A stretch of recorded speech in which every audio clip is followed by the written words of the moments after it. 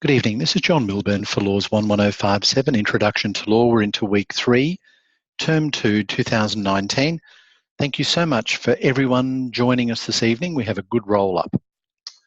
I have mentioned that you need to think backwards when considering the study of law, which really works in practice also. We've talked about some of the things that you can do to avoid calamity in the future, which has the effect of the effect of reducing stress levels. Some bad news, but let's make it some positive news. If you've got your text with you, have a look at page 369 of your material. That's the second edition of the New Lawyer. And this is part of chapter 10, which deals with self-management skills. Now, if you have this edition, the blue covered, the New Lawyer, that's the first edition. It only goes to chapter 9. So the first 9 chapters are the same as the second edition, which looks very similar. It's just that it's a slightly gold colour. That's the second edition. And I'm looking at something in chapter 10, which is part of the second edition. Now, both of those derive from the original text, which looked something like that with the owl on the front, and that included all 12 chapters, the same 12 chapters as the second edition of the New Lawyer. So it's a little confusing. We have the original, then we have the first edition, then we have the second edition. So generally speaking, if I provide a reference to a page number, it will be to the second edition, the gold covered one. And this one happens to be from chapter 10, which, as I said, isn't part of the first edition at all, but it is part of the original. Anyway, what does it say? It says on page 369 the following, second paragraph from the top. Learning self-management skills at law school is important if you are to ensure that you maintain good psychological health during and after your legal studies. For example, a study led by Catherine Lay assessed 955 students at the University of Adelaide and found that 58% of law students were psychologically distressed. 58% of law students were psychologically distressed. Does that worry you? This is the highest level of distress recorded across the disciplines studied. Mechanical engineers with 52% of the cohort indicating elevated levels of psychological distress, far fewer medical students, 44%, and psychology students, 40%, were psychologically distressed. The study shows that there are special issues for law students and emphasises the need for law students to take particular care of their psychological health. Okay, so what do we take from that? One thing you could do is say, that's terrible, I don't want to do this. Just a reminder, if you don't want to do this subject or this unit, census is next week.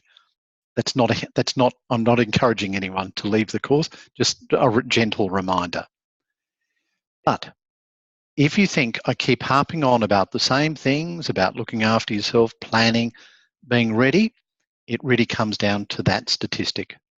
So do think about issues to do with self-management. It is critically important no matter what you do, but it's particularly important for law students.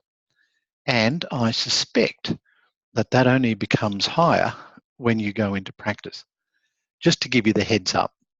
But don't worry, it's still a very rewarding career if that's what you choose to do. I'm not trying to dissuade you from practicing in law, but just give you the reality of the situation. So when I suggest to you that you do need to plan, you need to look at your final objective, work back from that.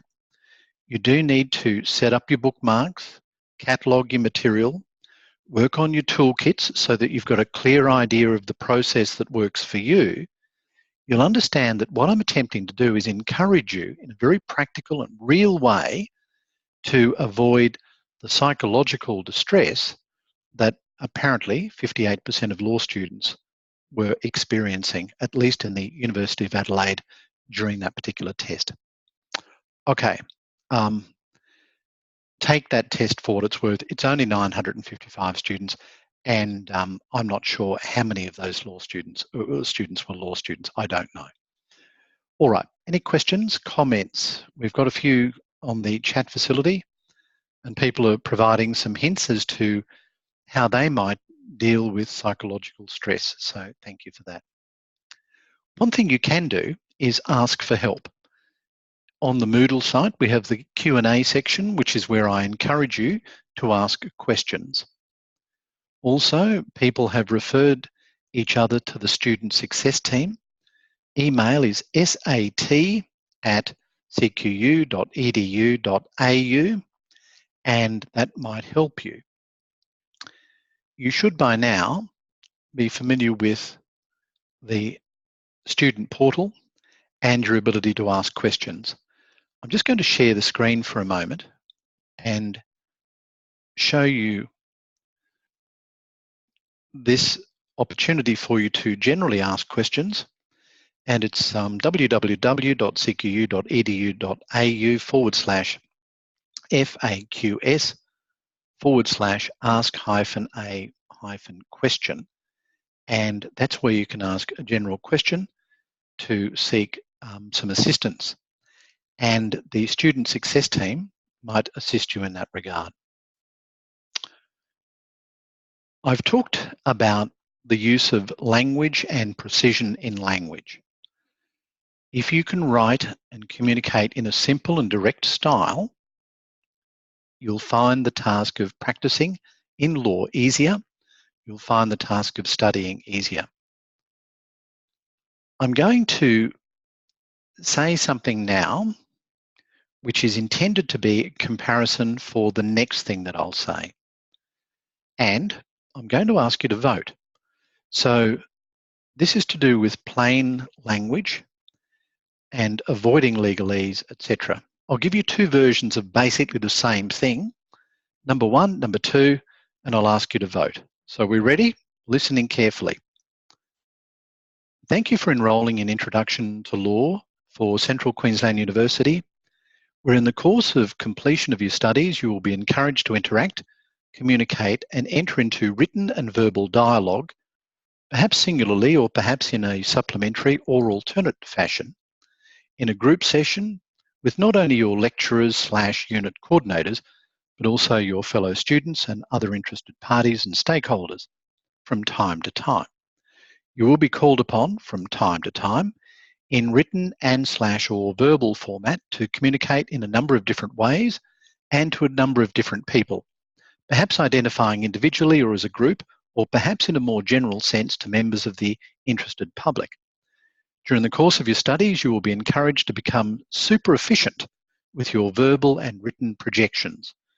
You will be encouraged to and required to transfer your thoughts, views, opinions, judgments, points of view, and deliberations, hereinafter referred to as projections, in a holistic sense from yourself as the first party to another party or parties as the recipients of the hearing of the beforesaid projections, using the nuances and intonations that may be considered appropriate and relevant in verbal communication, and the use of appropriate words, phrases, sentence and paragraphs, indeed chapters if you wish, in relation to your written communications.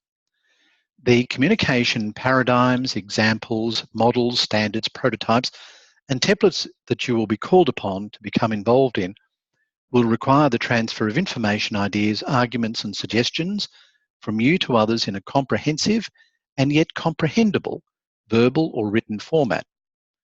Hereinafter, you will be expected to project your thoughts verbally and in writing in a manner that is sufficient and necessary to convey the information you wish to convey, which is user-friendly to the recipient or recipients in an appropriately professional manner. So we've got that. That's number one. Number two, here's the alternative. Communicate simply and effectively. So could you just vote? Did you prefer one or two? Well, there's a surprise. I went to a lot of trouble to draft number one. I should be given top marks for it because I covered everything and I used a lot of big words. Both of them had their appeal. Thank you, Paul. Of course, the answer I was looking for, and most of you got it, was 2. In fact, you all got it. So if you didn't like really listening to that first diatribe, then you'll understand that I don't really like reading that sort of thing. If you were to practice law in the 70s and 80s or study law during that period, then most of the material was like the first one. Lots and lots of long rambling sentences, usually in the passive voice. Right, let's talk about the study of law, which also works with the practice of law. So, number 1, it's fluid. By that I mean it's never going to be fixed. This is the law at this moment is something that will change before you've even finished the sentence somewhere. So the law is really something that needs to be researched at the time as best you can in terms of the material that's available to you. So it works something like this. Given that most of our law now, at least the primary source of law, is from statute, we know that Parliament creates laws. What happens is that the law is created, there's a dispute, the lawyers become involved, and the dispute goes to court. The courts then interpret the law and make a decision, and the judges might agree or disagree. We have appeals, we have split decisions. So when you're reading about case law in the High Court, you may notice that 4 judges decide a legal question one way, and 3 judges, the minority, decide it in the opposite way. So that's not to say that the judges don't know what they're doing. It just goes to show that when it comes to interpreting the laws, the courts may not agree.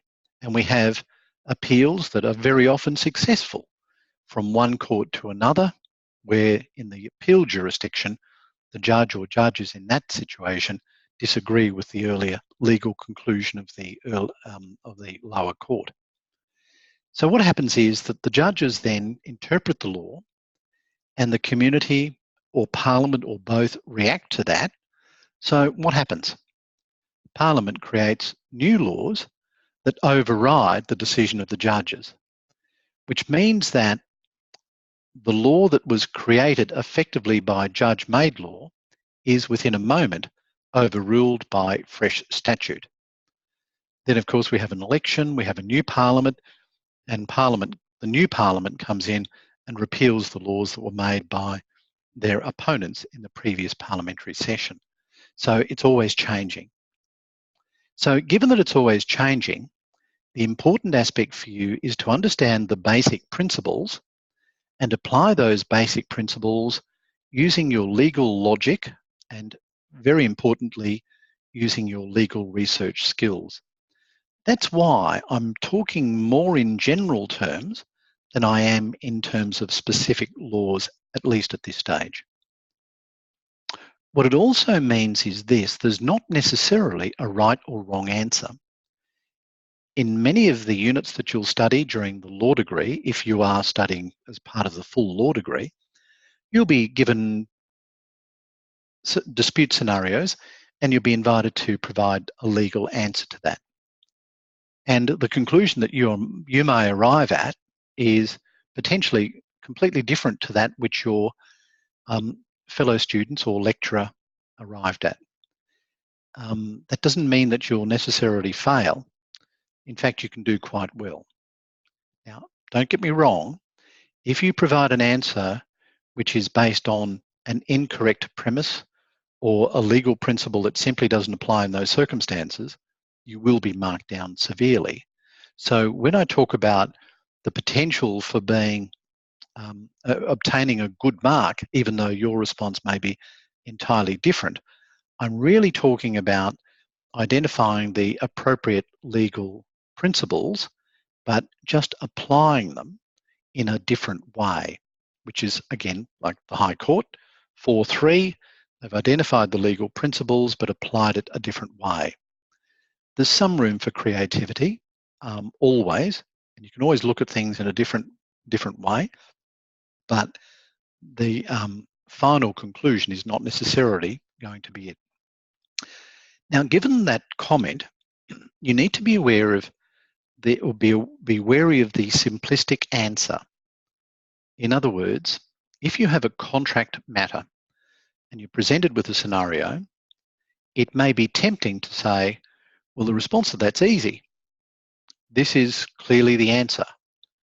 But in providing that response, you might be looking at it purely from the perspective of contract law and ignore a whole body of relevant law such as consumer law or equity, the principles of equity that might apply. And so therefore, you've got to be careful about that simplistic answer. Paralegals, and I suspect that we have some paralegals in our cohort. Paralegals work really hard, but just sometimes can be guilty of looking at things in black and white terms because they don't necessarily have the full legal training. It's not meant to be an overt criticism, but just an acknowledgement that as you're studying in law, there are different aspects that need to be considered. So do think about some of the principles that might apply in a legal problem as we progress and you deal with legal issues. I mean, one basic distinction, and you may have come across this already in your reading, is the distinction between what we call law and what we call equity. And what you will also note is that sometimes we use the same word to describe different things. So we're studying law. You'd think that everything that we study is under the blanket of law. So you might be wondering why on earth I'm now making a distinction between law and equity. And that'll become more apparent as we go, and you'll get used to this. But it goes back to historical situations where in the Middle Ages, if you like, the law was black letter. You've heard of black letter law? It means very strictly applied. If the law said you must have your sheep returned to your property by 5 p.m. Otherwise, those sheep are forfeited to the Crown at no compensation, then you can understand a situation where someone's sheep confiscated it because they purported to get them back at 5:01. No, 5 o'clock's it. It's very strict. That's black letter law. Equity is where the court looks at the whole situation and comes up with something that's a fair result. It may not necessarily be strictly part of the black letter law, but it's generally regarded as a fair result. Now, historically, how this happened was we had the courts applying black letter law. You know, the grumpy judge, always a male, of course, with the big gavel, making the decision and barking out the decision in a stern voice. People sometimes were able to get round that by petitioning the king. The king had so many petitions, he or she had to send it off for somebody else had to delegate the task, which became the chancellor. And the decisions then on petition were based on, look, what's fair, what's reasonable. And that was the basis of this body of law called equity, which is really what's fair, what's reasonable, that type of approach. Eventually, but only in the 19th century, these bodies of law, if you like, these competing forums, merged under the Judicature Act, I think it was 1873, so that we now have, in many ways, this merging of law, which by that I mean black letter law, and equity. But it's still not a perfect merge, and we will talk about some of the instances where equitable principles may apply to a particular circumstance, but not necessarily in some jurisdictions. For example, in the magistrates' court, there's limited power for magistrates to exercise equitable jurisdiction in providing a response to a legal issue. Oh, I'm confusing you now, aren't I? I know it. So for the moment, just take away the thought that sometimes we'll talk about black letter law and sometimes we'll talk about equity, and our job is to kind of mold that in. For your toolkit, which is the second assessment, you want to start thinking about this and give yourself some way to map out how you'll look at answering a legal question based on law and equity. And of course, you'll need to map out another important distinction, that is between primary sources of law and secondary. We talked about that last week. We all know what primary sources of law aren't we? Don't we? Yes? All right, I won't repeat it. If you don't know, look it up. Primary sources of law, two of them, as opposed to secondary sources. Okay, let's digress. I've been talking too much. I want you to do some work. So are we ready on the buzzers? This is a speed test. I want you to tell me, now I'm not asking for TV shows, I'm not asking for books, I'm asking for movies now. So those of you who don't like movies might struggle with this question. No, Top Gun is not the answer I was looking for, but it's a nice quick response. What I'm after is a movie about the law or the practice of law that you would recommend to someone to watch to provide them with some information, education, or inspiration. So what are the best movies? Here we go. Erin Brockovich, Legally Blonde, Blood Oath, To Kill a Mockingbird, The Castle, A Few Good Men, The Children Act, I don't know that one. Anything else? We've got some Philadelphia, 12 Angry Men, A Few Good Men, The Lincoln Lawyer. Excellent. If you law-abiding citizen, I don't know that one either. That sounds interesting, Samara. And the idea is that if you haven't seen some of these movies, please do so. And if you want, post your Double Jeopardy, Anatomy of a Murder, law-abiding citizen. If you haven't, if you wish, post the name of these movies on Moodle, A Time to Kill, The Firm, so that others might benefit from that. I'll give you a few that I've listed. One is In the Name of the Father, Nuremberg. That's interesting. Number one is In the Name of the Father, which I would say is all about making a difference. Number two, this is a little obscure, is Promised Land, which is about persuasiveness and ethics. Number three is The Castle, which was a popular choice in our little straw poll. Number four, also popular, Erin Brockovich, Cry for Freedom, The People Against Larry Flint. Number five, To Kill a Mockingbird. So The Castle is about interpreting the Constitution. Seriously, it's a seriously good movie. I mean, it's written by some lawyers, so you know they knew what they were talking about. Erin Brockovich correcting a wrong. To Kill a Mockingbird is all about protecting fundamental human rights. Legally Blonde. I think someone said Legally Blonde. I think it's a great movie to deal with advocacy and lateral thinking. The Pelican Brief is just a new vote for that.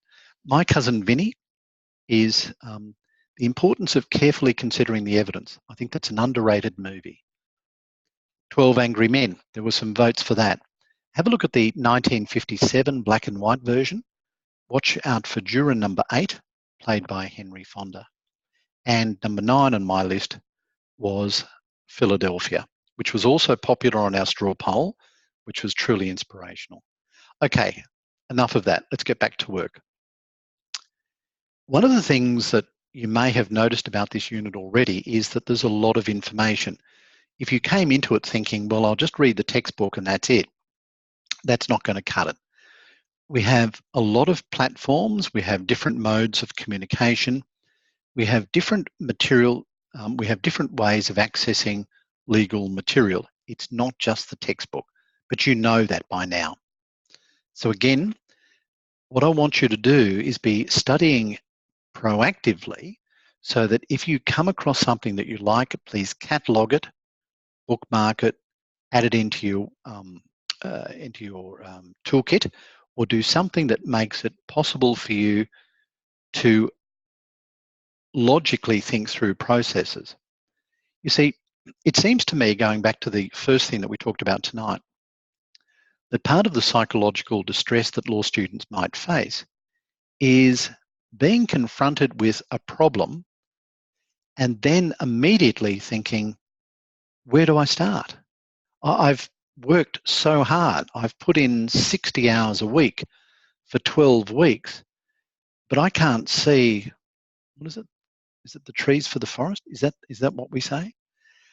I don't know where to start. It's all overwhelming to me. So the forest for the trees. Thank you, Samara. I knew I'd got that wrong. So what we need to do is work through this process now of thinking, okay, I like that platform. I can work with that. Conversely, it's perfectly permissible to say, I don't like that. That's not the place that I will go to as my first point of call. So you're mapping out a roadmap for yourself that works in the context of trying to answer a legal question.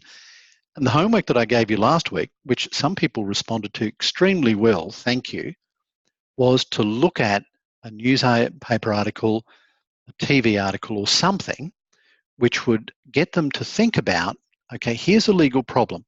Here are the material facts. Here are the legal issues. Here are the rules. Here's how I would go about applying the rules and coming to a conclusion. But in order to do that, you've got to have your legal brain on what's material in this fact, what are the legal issues, and then you've got to start thinking about what are the rules, which means where do I find the rules?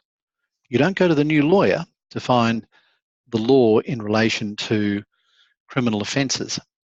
You've got to work out where you would go and how you would go about it. Okay, so, and Deborah said the homework led her to learn more about the appeal process and how it works. So that's good. So thank you. So do I apologise for the fact that there's a lot of material and I'm asking you to juggle? I don't, because it's just the reality of studying law. But it's good. It means you can be creative as well. So how do we cope with this huge amount of reading and material? Well, the first thing is you've got to have a good way of finding the law. Legislation, of course, is central to legal problem solving. It is the largest part of our law. It's one of the two primary sources of our law. So it is absolutely essential for you as students and, of course, as lawyers to be able to understand the area of law and then know how to locate and interpret the relevant legislation. So that's the first task. Second task, case law. Of course, that's central to applying and interpreting and understanding the law as it is in statutes, but also in previous cases. So you've got to know where to find the law. Now, once you've, case law. Once you've found the case law, the next challenge is to say, wow, there are so many cases that may potentially be relevant to this legal problem. I'm not sure where to look. Can anyone give me some ideas on not necessarily the platform that you would go to, whether it's Ostley or it's Jade or it's Westlaw, not so much that, but once you do find a series of cases, how do you best determine which cases to look at and give priority to? Keywords. So Deborah said, that's where I got stuck, finding a case that linked to what I was looking for. Rachel says, in the summary at the beginning of each decision. Chris says, the most recent unanimous decisions of the higher courts. Renee says, how many times this case has been cited. Gary says, the type of law, administrative, criminal, etc. Emily says, nota. Samara says, citation. Some really good suggestions there. So if you look for those decisions from the highest courts, then that's probably a good start. Why on earth would it be more, why is it more relevant to look at the High Court decisions than, say, a decision of a magistrate's court or a tribunal?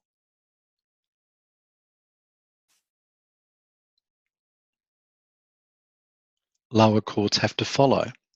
Gary says the ratio. Chris says more weight in precedent. Samara says holds higher power. Yes, so the higher courts have higher level of authority, says Tim, and Matthew says because it would become a precedent. Kieran says, remember the court hierarchy. Lucy says precedent. Emily says hierarchy. We're on the right track. So not all decisions are equal because not all courts are equal. And generally speaking, the higher the court, the more persuasive. And if it's not persuasive, it's actually binding.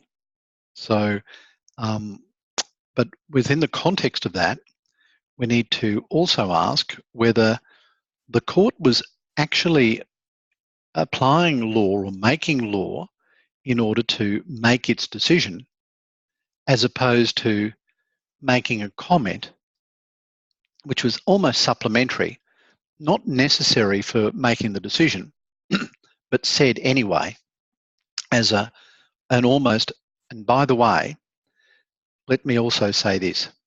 So what do we call that? Gary's onto it. The latter is obiter, the former is ratio.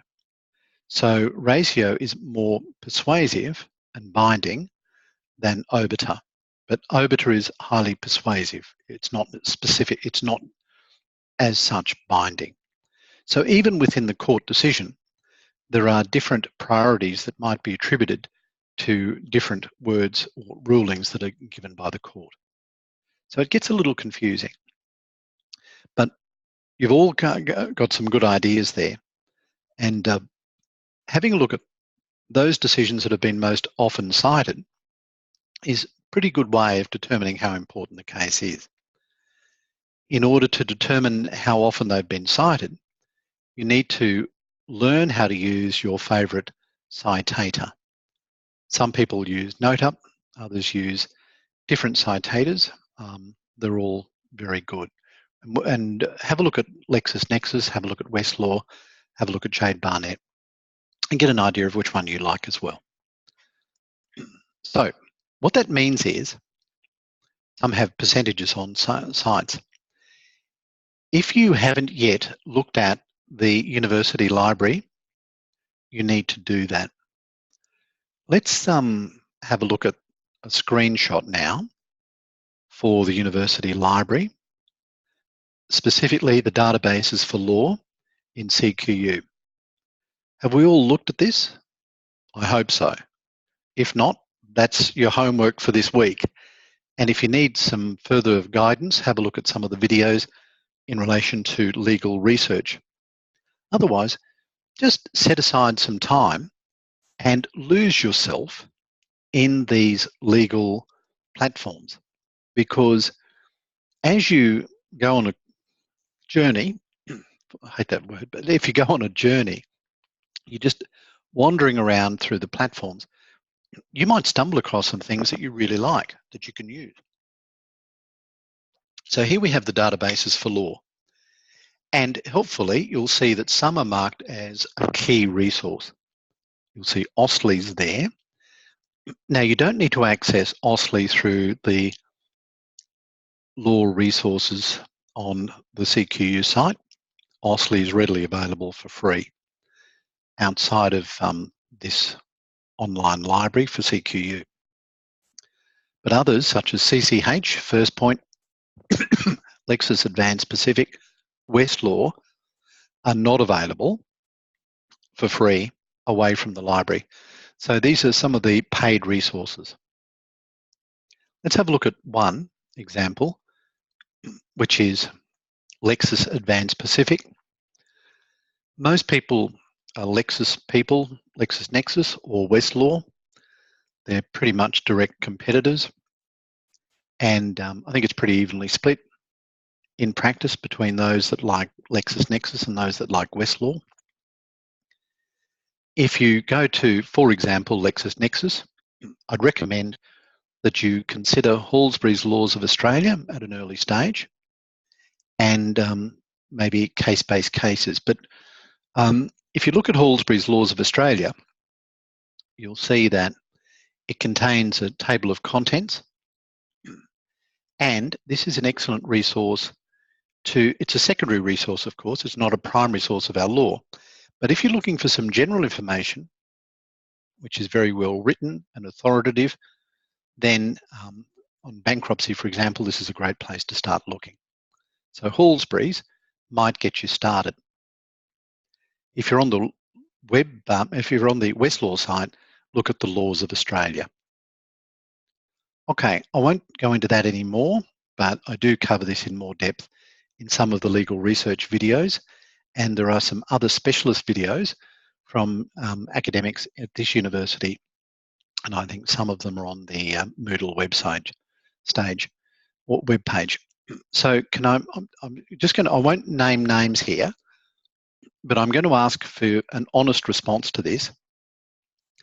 How many of you have spent, this is vague, a good amount of time having a look through the online legal resources that are available to you? You can just be honest. I won't look at names. We're getting yes, a little, some, not enough, yes, not very much, a little, a bit, 50-50, about 2 or 3 hours, yes. They're bookmarked but not explored, not enough, more textbook.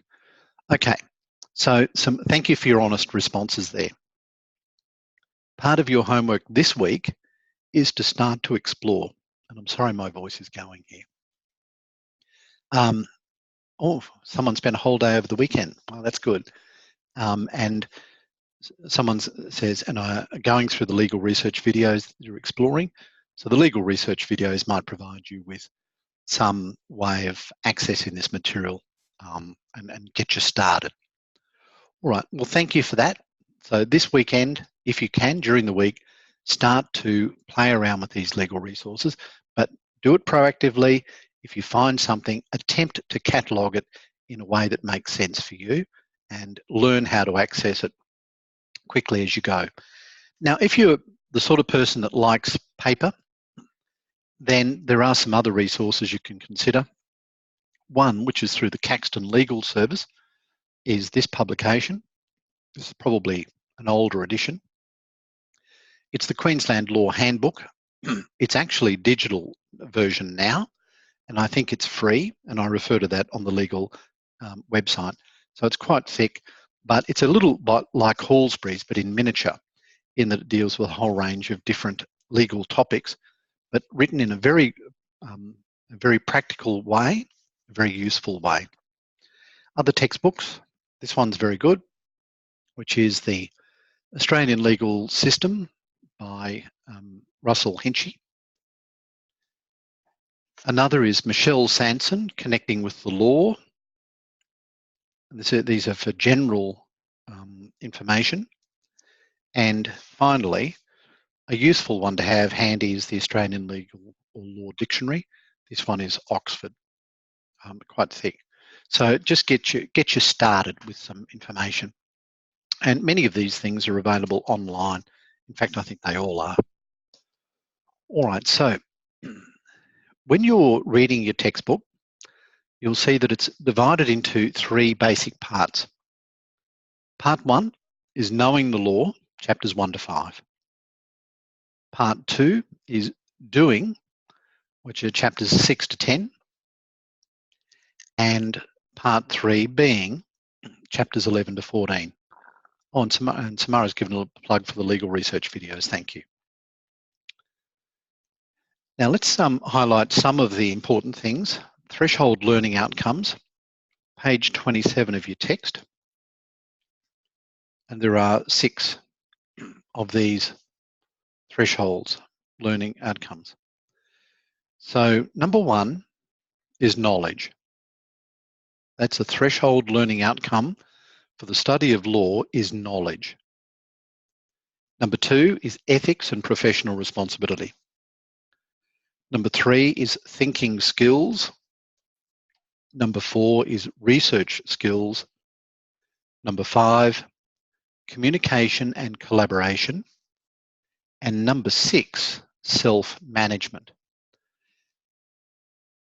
What's interesting, what you probably didn't expect before you started this unit, is that knowledge is only one of the 6. Knowledge is only one of the 6 threshold learning outcomes relevant to the study of law. That's why this is not a degree that relies on rote learning, far from it. That's why we're into week 3 and we still haven't talked about any specific laws, because knowledge is only one thing. Number 2 is ethics and professional responsibility. We haven't talked a lot about that yet, but it's always there. I'll give you a hint. If you are answering a legal problem, always try to introduce something that deals with ethics and professional responsibility. So as part of your toolkit, you need to look at the Australian Solicitors Conduct Rules and the Barristers Rule and be in a position to know them well enough that you can introduce them into your commentary should the need arise. Because ethics and professional responsibility is one of the 6 threshold learning outcomes. Number 3 is thinking skills, thinking like a lawyer. We'll be talking about that all the time. Number 4, research skills, clearly relevant. Number 5, communication and collaboration. We've been talking about that a lot. And number 6, self-management, is really what we were talking about at the start of this evening's session. Any questions about that? Or are we all good? Okay. Just a reminder, I won't mark draft assessments, but if an assessment is uploaded in draft form at the cut-off date, I will treat that as the final assessment. I just thought I'd throw that in for some variety while I remembered it. Okay. Has anyone uploaded their assessment, number 1? Yep. Is anyone still having difficulty with their CQ Law account? I think there's a few still where we're waiting on the platform to be completed. So a couple of yes. Not yet? All right. I'm not sure what the answer yes is. I think that is yes, uploaded the assessment. And Samara says, yes, ready to, but not sure what you mean by draft. So some unit coordinators will mark draft assessment. In other words, you can say, look, here's what I'm thinking of putting in. Here's what I'm proposing. Would you mind having a look at it and give me some feedback? Then they'll provide some response and send it back to you. And then you can modify that before you lodge your final assessment. So, but I don't do that. Some lecturers will do that. So just because I have a certain practice doesn't mean that everyone has that same practice. And if you're having trouble with the first assessment, please ask for help, as some of you are already doing. And if you're really, really stuck, if you really just can't work out the online platform, don't stress. And I don't want to say this I'll say it's towards the end of the seminar, so it's only those people that are really committed will listen to this. If you don't have any online session presence at all, in other words, you just don't do the CQ Law account bit at all, I'll still mark your assessment on the Word version, but I will mark you down, of course, accordingly. So at least 5 marks. So you can treat your assessment as being out of 15 instead of 20. But I do want you to upload your online session, your online portfolio, because you'll use that later. All right. You can hold me to that if you like. Now, law is a profession. When we talk about a profession, we're really talking about self-regulation. Law is not self-regulated entirely anymore. Emily said there are some video tutorials on how to use the platform, and that should help. Absolutely. Tim said he found the video walkthrough was fantastic. Well, that's good. Deb said they haven't helped me. So feel free to engage with each other and look for some help as well. So profession, meaning self-regulated. But now it's regulated by the Legal Profession Act and by regulatory bodies. Lawyers practice in a wide range of activities and environments. And I guess if you're going to practice in law, you might want to consider whether you wish to be in a more general practice or whether you wish to specialise. If you specialise, there are some advantages. The field of study is less broad, and you're generally able to charge a premium for specialist skills. Sometimes people come into law late because they've been undertaking some work in an industry that will help them in the practice of law. So engineers or teachers or nurses, people that have worked in the tax department, for example, someone who has specialist knowledge in a different area studies law so that they then become a specialist in that area: construction law, taxation law, health law, whatever it might be. So Tani says, just putting it out there, I thought, actually, I might get you to upload that comment, Tani. It's a little bit long for me just to go through at the moment, but if you don't mind. So you can think about how you might want to practice in law.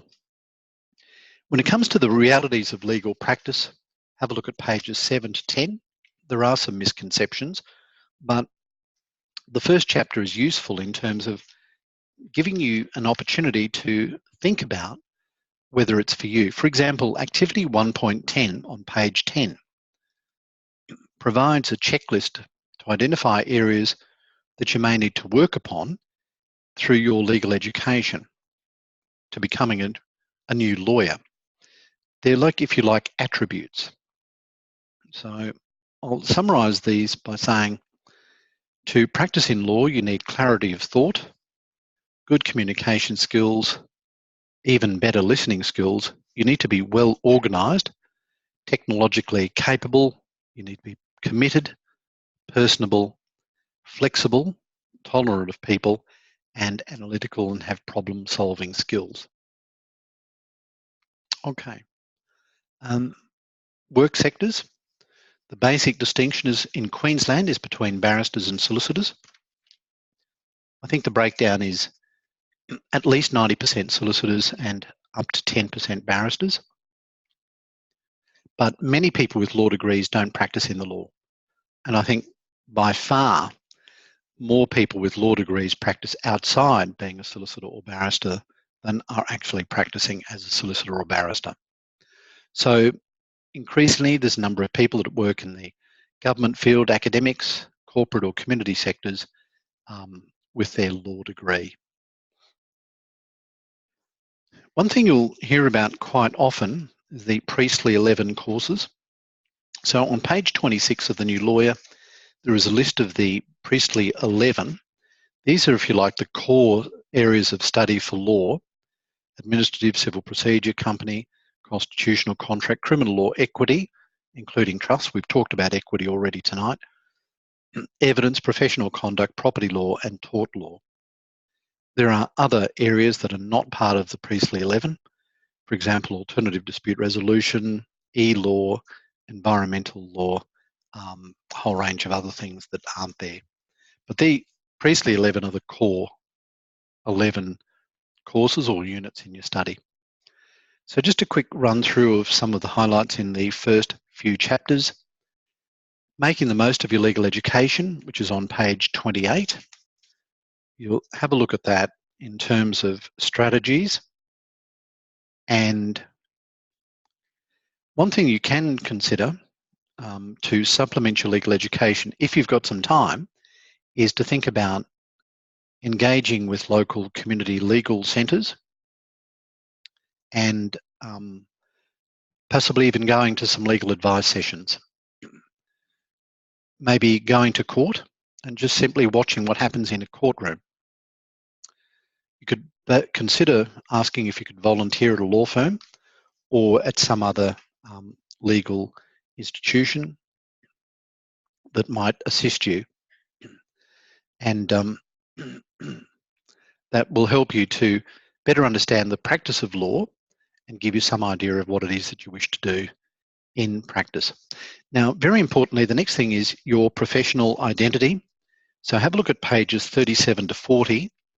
It's very important that you foster and maintain a positive professional identity. And a big part of that is plagiarism. So please look carefully at pages 39 through 40 to get an idea of what we mean by plagiarism, also known as cheating, also known as collusion, may lead to a failure to successfully apply for a practicing certificate. So many of you would have been reading the Hinchey-Hancock decision, and you'll be on notice in terms of what to do, what not to do. So do have a look at plagiarism if you haven't already studied it, and you need to apply that in practice. As a lawyer, you have an obligation to a court for the proper administration of justice. What that means is you need to be truthful. You have a positive duty not to mislead the court. But sometimes what you might think is misleading is actually not from an ethical standard. For example, if you're a defense lawyer and the prosecutor says that your client has no criminal history, or there's no criminal history to tender, you don't have to volunteer information that you know is contrary to that which was said. You don't have to stand up and say, yes, he does have a criminal history, or yes, she does have a criminal history in Tasmania. You can remain mute and still fulfill that obligation. You're not misleading the court by simply refusing to, or choosing not to say something. Deborah asks a good question. Can you refuse a client because of ethical reasons? Barristers are in a slightly different category to solicitors. Barristers are subject to what's called the cab rank rule. What that means is that those of us that are barristers must take on all cases. The general rule is you may disagree with someone's position in relation to whatever it is, but you must take it on. So you may not be particularly fond of people that are charged with child sexual offences, but your obligation is that if you work in that field, you must take that case. With solicitors, they can be a little more selective. It's very difficult for me to identify the rules, but generally solicitors can say no, but a barrister has to say yes, the cab rank rule. So if a lawyer briefs a barrister, they must take the case. Generally, yes, there are some exceptions if it would otherwise adversely affect their practice, or they're committed already at that time, or it's outside their field of expertise. There's some of the exceptions. But have a look at the barrister's rule and you'll see what they are towards the end. Can barristers work for the public prosecutions? Yes, most prosecutors in the higher court, district and supreme, are in fact barristers, as are most of the defence counsel in the higher courts, barristers. So you must do your best and give it your full commitment, yes. And does the rule still apply to working pro bono? No, if you offered a pro bono, you can say no to that. So that rule doesn't apply. And the reason for that is that you can say, well, it will adversely affect my practice. But that's some really good questions there. Going on from that, so I've identified that you need to understand and know about the Australian Solicitors Conduct Rules, the Barristers Rule, which is through the Bar Association, and you need to have a look at the Legal Profession Act, which I think is 2007. On page 43 of your text, we have some fundamental legal concepts, and that goes on for a few pages. So do look at that and have some idea of what's contained in chapter 2. And you'll see the photograph there at the start of the chapter is Atticus Finch, played by Gregory Peck in To Kill a Mockingbird. We talked about that earlier tonight. You'll see that there's some commentary about statute law versus case law, common law, as we call it. And the term common law is used in two ways. Number one, meaning the law that was made by judges, if you like, through their decisions. But common law is also to be contrasted to equity. I talked about black letter law before, so common law has a sort of dual meaning. So, but usually when we're talking about common law, we're saying common law as opposed to statute law, but you might also have common law as opposed to equity. There's some commentary there about the relations with the UK. The Constitution of Australia was an imperial act in 1900. The Statute of Westminster in 1931 was also an imperial act, but some relevant Australian legislation that deals with our relationship with the UK. The Privy Council Appeals from the High Court Act 1975 and the Australia Act 1986. Up until 1975, the High Court was not the highest court within Australia. There could be appeals from the High Court to the Privy Council, which was the equivalent, if you like, of the House of Lords in the UK.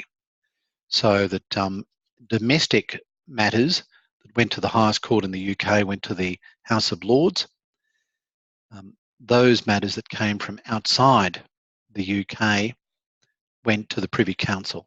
But in 1975, Australia said we're no longer part of that system. The High Court is now our highest court. All right, any questions about that? You've been very patient, you've been very good. All good? All right. So we know our homework for this evening or this week. We need to undertake some legal research seriously, have fun with it. Someone said they took all day just getting lost in it, and I'd really encourage you to do that. So don't rush it, just enjoy it. Even if you're never going to practice in law, at least you'll know where these legal resources exist, and if you ever need to answer a legal question, you've got some idea of where to go. All right, thank you. We'll see you next week and appreciate your attention. All the best. Bye now.